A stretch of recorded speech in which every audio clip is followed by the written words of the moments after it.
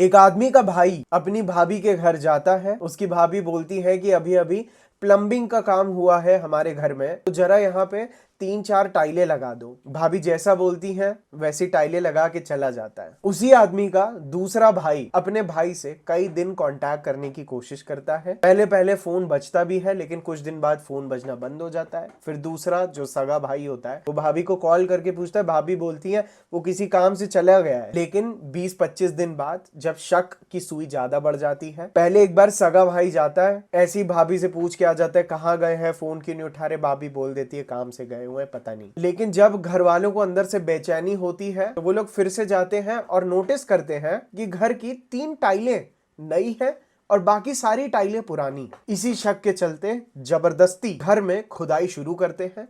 3-4 foot गड्ढा करने के बाद अपने भाई के कपड़े दिखाई देते हैं। मेरे भाइयों, हम लोग बात कर रहे हैं 32 साल के विजय चौहान की, जो अपनी वाइफ चमन देवी के साथ रहा करते थे, जिनका खबरों के अनुसार अफेयर चल रहा था 20 साल के मोनू शर्मा से। इस दर्दनाक और डरावने केस को कई सारे लोग दृश्यम मूवी के केस की तरह भी बोल रहे हैं। हालांकि अब विजय चौहान, जो अब इस दुनिया में नहीं है, उसकी बीवी चमन देवी एंड उसका लवर मोनू शर्मा, जो पुलिस कस्टडी में अभी तक की खबरों के हिसाब से मुकर गया है। भाई मैंने तो बस भागने में मदद की थी, मेरा इसमें कोई भी हाथ नहीं है। और लेकिन अनफॉर्चुनेटली अगर कोई आदमी इस केस से कुछ सीखना चाहता है तो वो यही है कि कभी भी अपनी ब्लड रिलेशंस वाली फैमिली या आपकी जो खुद की फैमिली होती है ना, उससे कभी भी इतना डिस्टेंस मत क्रिएट करो, इतना कम्युनिकेशन गैप मत क्रिएट करो कि आखिर 20 दिन लगातार जब बात नहीं हुई तब जाके कुछ एक्शन लिया। ये चीज दिखाती है कि विजय चौहान और उनकी फैमिली में कितना कम्युनिकेशन गैप था। लेकिन जिस तरह से विजय चौहान के भाई ने शक जाते ही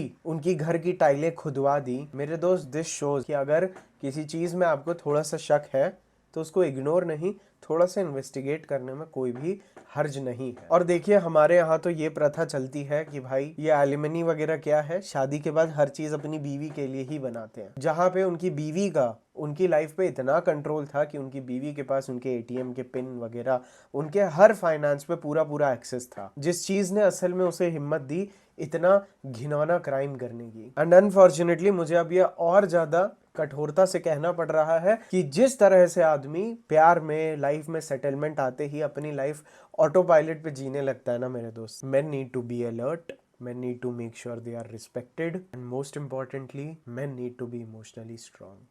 जय हिंद।